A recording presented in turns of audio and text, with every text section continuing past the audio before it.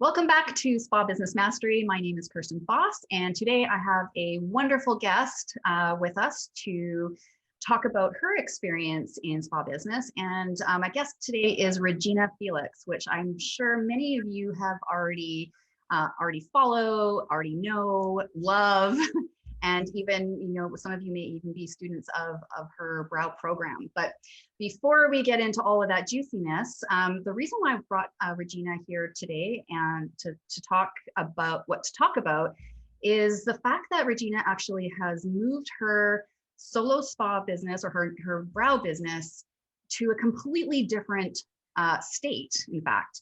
And I think that this is a topic that a lot of spa owners would love to kind of be a fly on the wall and listen to this conversation, because, when we spend so much time building our business, our local business, it can be really scary to think about making a change as far as moving. Sometimes we have to because of our partners moving, but for whatever reason, if there's the opportunity to move, it can be really scary. So I wanted to bring Regina on today and talk about her experience so that it might shine a little bit of light on opportunities for you, so that doesn't feel so scary if that's what's coming down the pipe for you. So welcome, Regina. Thank you so much for joining me. Thank you. Thanks for having me. Yeah, it's been a long time since we actually have kind of personally connected and caught up. So I'm thrilled to take this time to learn more about what you've been doing, especially this past year with COVID, which is part of kind of the story of you and your business and moving.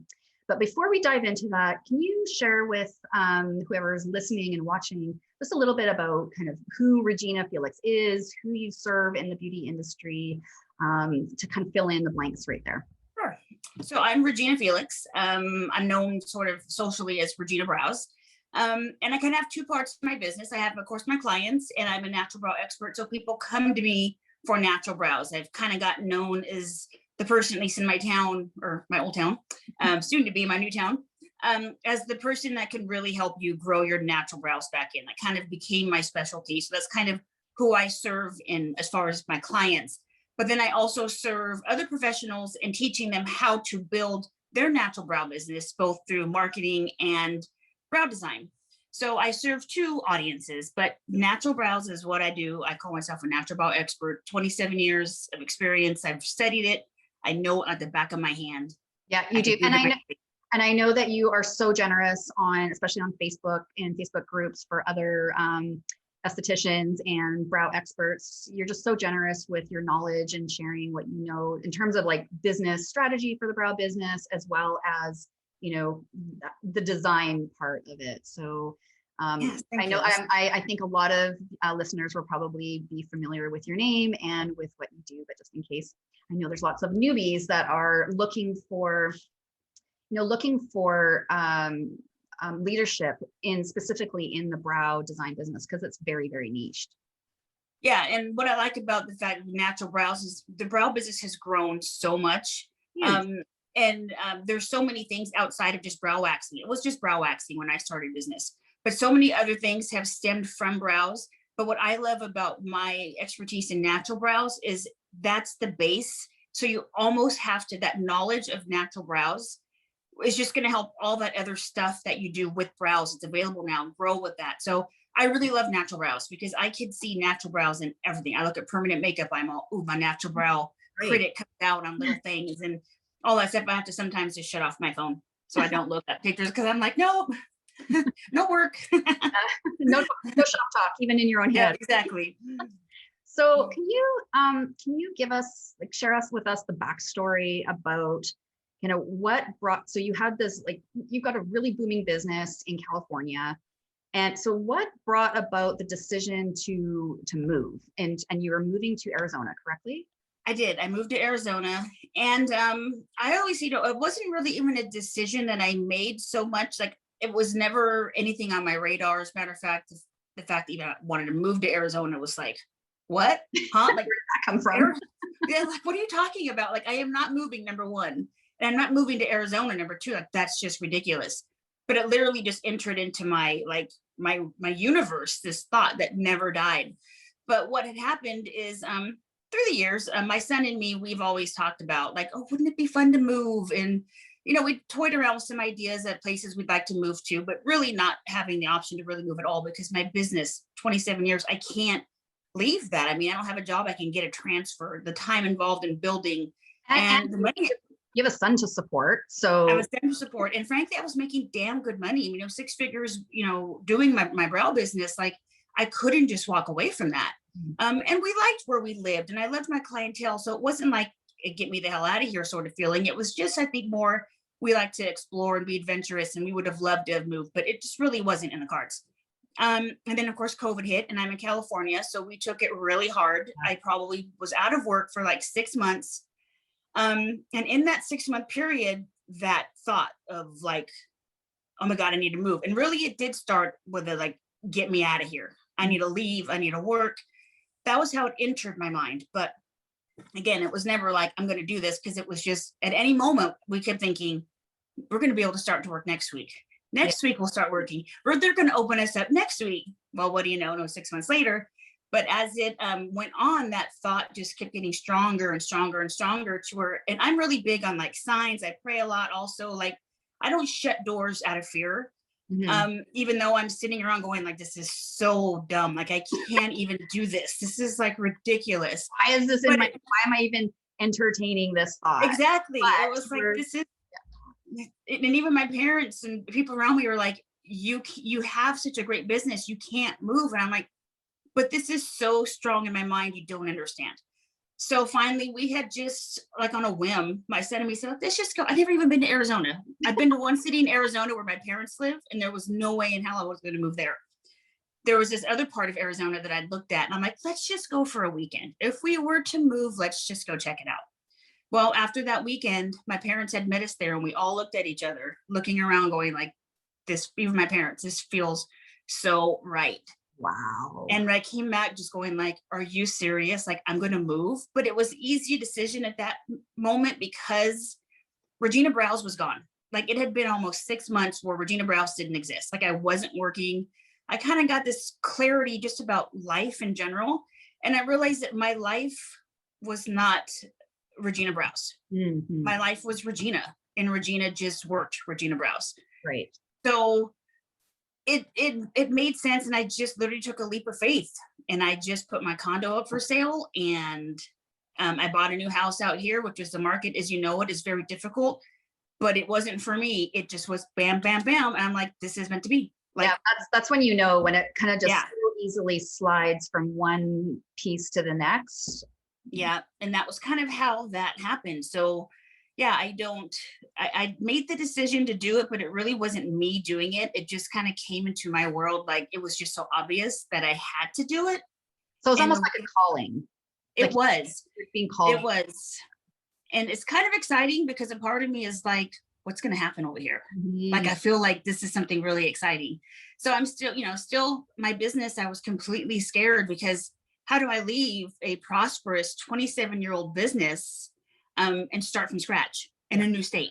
Well, and I think that's, if anybody's listening and has been thinking about moving or, maybe has a partner that their job means that they have to keep moving. I think this is really great information to hear, especially that piece that you said about you are not your business, because I think that spa owners and studio owners, we got into this business because we care about people and we want to care for people. But I think it also, there's like a bit of a negative aspect to that, because then we overly identify with people needing us. And then it gets a little bit codependent. Identify with, well, people need me. But then, do people need you at the expense of what you want to, other things that you want to do in your life?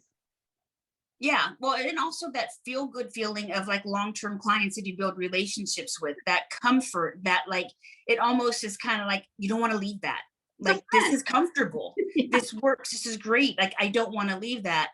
And the idea of starting it again, it's scary because it's almost like a new relationship, like where you're leaving something good and comfortable, but you know that there's probably something better for you on the other side for whatever reason. You don't know what that better is, but the scariness of like starting over, it just not even business, but people, like my peopling of the people that I, nurture and love and respect, because I do, you build that relationship with my clients. Like I love them, they become my friends.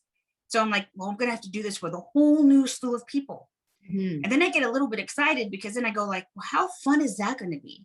Mm-hmm. Like, how exciting is this? Like a whole new slew of people I'm going to get to meet, a whole new slew of people are going to get to know me. Like it just, when I say that this was meant to be, and this is why I took the leap, it's like, because everything that's fearful, I come across the other side and it turns into excitement. So I just am waiting like to see what happens once I start my business, because I don't think it's going to take any time at all for me to pick up right where I left off. Nice. So let's kind of go there. So I wasn't sure if you had actually opened already or what was happening. So you actually haven't been able to open at your new location. You are now in Arizona. You have also been commuting back to California. So how often do you go back to California for your clients there? I go once a month for 1 week, and I'm going to continue doing that as long as I can. We all know everybody's freaking out because they're like, you're going to quit, you're going to leave. And I'm like, you know what? Maybe I will one day, could be 3 months, could be 3 years, but let's just focus on the now. Like I'm here. This is great. I'm going to do this as long as I can. And I make it worth my while when I go. Like I work my butt off that week. So it's definitely a week worth going. And I get a lot of fulfillment there anyways. Like I said, with my clients, it's not just work, like it fills me. So I kind of feel like I get stuff out of it too. Yeah. So yeah. So, okay. So you've been going back and forth once a week for a month. And then you had some major delays with the builds.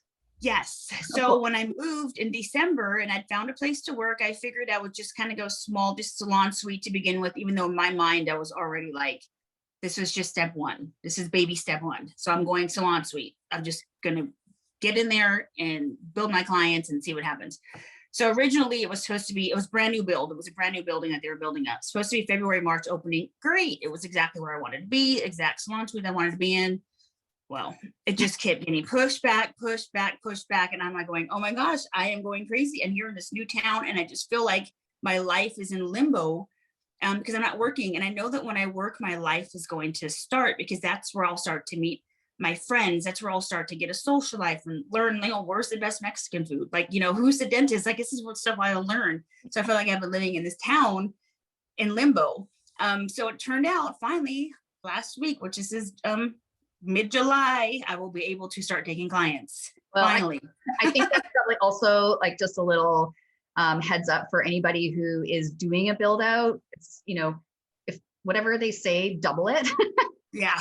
and double the time and then maybe add a little buffer in there. So yeah, but it's hard, but especially right now with COVID, there's there's labor shortages and there's product shortages for construction. So yeah.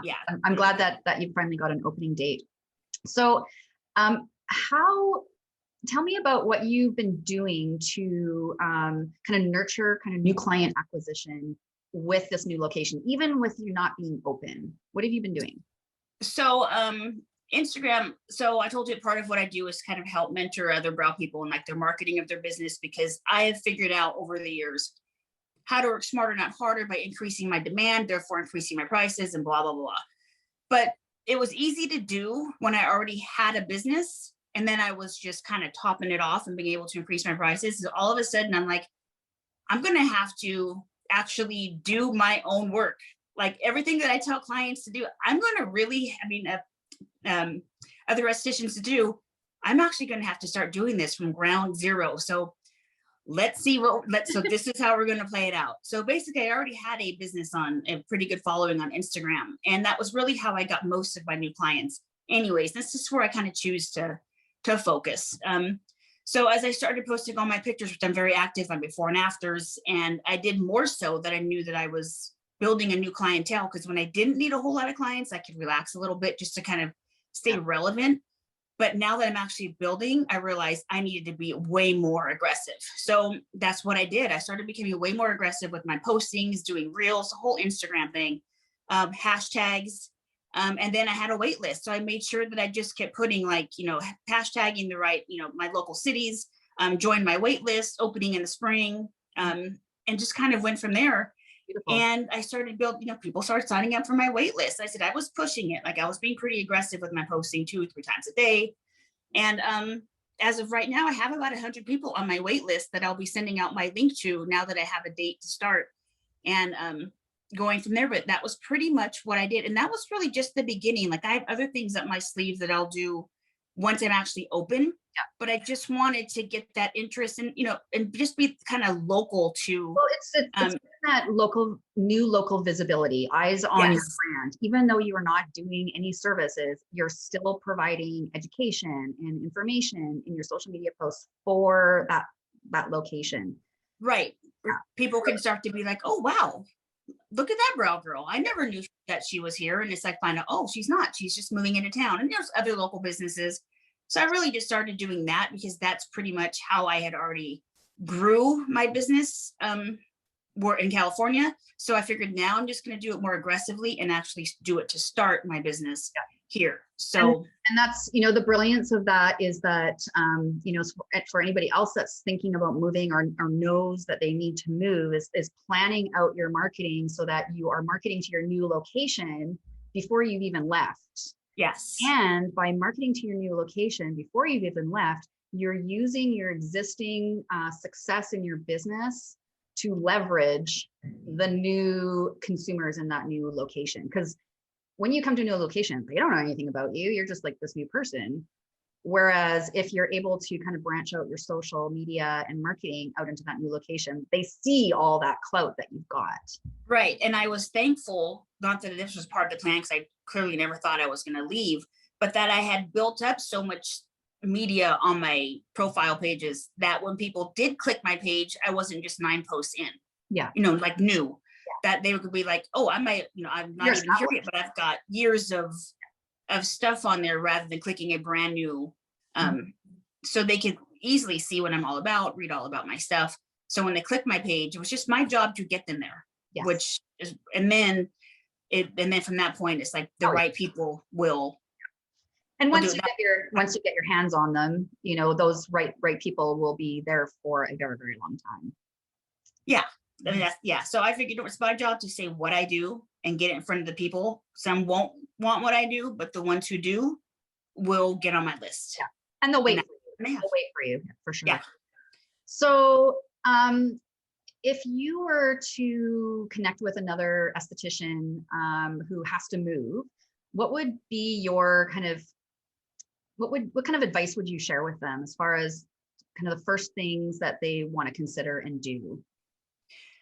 I think just thinking deep about my fears and what I was concerned with and discovered was my fears were leaving behind a business that I established and identifying with that almost too much, like thinking I couldn't do so many things because of that business. So the minute that I relaxed and was like, you know what, I am my business. I can do this anywhere. And I have it within me to build another business somewhere else. Like it's not only here, it's me, and wherever I go, that's my business. That's the magic. That's the magic. Yeah.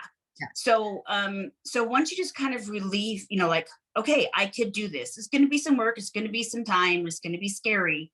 Like I said, I'm still scared. Like I don't, I'm reaching the end of my bank account. Like I'm done. We have to get to work. This is it. This is gonna have to work. And I just feel like it's going to, because I've released myself from thinking I can only succeed where I have succeeded already. Yeah. Now I'm going to succeed somewhere else as well. Yeah. I could do it all. That's such an important message that, like don't pigeonhole yourself as an entrepreneur, as a beauty entrepreneur. Like you can, like if this is anything, this is like permission. You can reinvent yourself and you can reinvent your business, however, which way feels like the right way to go. Like you're not stuck in what you built. Yeah. And another thing that was also kind of deep for me is that I realized that when my business was taken away from me and I thought, what makes me happy? And I realized my business makes me happy, and that's great to have a business that brings us that kind of joy. But then I realized, but that's all that I have here is my business. like, what kind of a life is it? Like, I love my job and I'm so grateful to have great people and to love it. But I think I had just been so consumed by it that I just was like, do I really even want to be here though? And that's kind of what hit me once the thought of moving hit, and I let myself actually sit in it. Like, Yeah. why is this coming to me? I realized that there was more to my life than just my job. And Absolutely. that's why I'm kind of excited to be here, because I'm wondering, why was God pushing me here? Like, there's going to be a whole new life for my son and me. Like, because our phase is done there. Now we're going to be here. What's going to happen? I'm scared and I'm so freaking excited at the same time. That's awesome. I'm so excited for you. And, you know, over the years, kind of watching you with your business, I have no doubt that, you know, you're just going to slip right into this. I mean, it's going to be work as usual, but I have no doubt that you will have an equally successful business, however you want that to look. So Thank you. good luck with the open. And I know it's always a little bit stressful kind of doing like kind of your grand opening. And then there's all that meeting to people, you know, for as much as we are people in this industry, it's still really hard for us sometimes to move out of our comfort zone of the clients that we know. And yeah. So especially in this, because everybody's going to be new versus that one new client that you might have. Like, you have your comfort level with all your clients, and then you have a new one that you got to put your game on. Like, oh yeah, this is. And now I'm like, oh, I have to be on. You know, I have to do the first time client thing for everybody. And that's kind of scary. Yeah, but you know, it's also, you know, it also sounds like it's injecting a real shot of positive energy into your life that's kind of getting that jam going again. Yeah. The passion for brows and the business and all that kind of stuff. So yeah, you know, because that can wane after, you know, a couple of decades doing that. You can start feeling a little boring. yeah. So monotonous. Yeah, so I'm really excited about your new open, and I hope everything goes really smoothly. And thank you so much for joining us and sharing your story. Thank you. I'm so glad you had me. Oh, awesome. All right, thanks for joining us, everyone, with our conversation with Regina. If you have any questions, please feel free to leave a comment wherever you are listening. If you want to send me an email, it's kirsten@kirstenfoss.com. And you can find Regina, where can people find you at? Website? ReginaBrows.com, or Instagram, since I talked about that a lot. Regina Brows. Awesome. Give her a follow and watch her progress as she moves into her new location. Woohoo!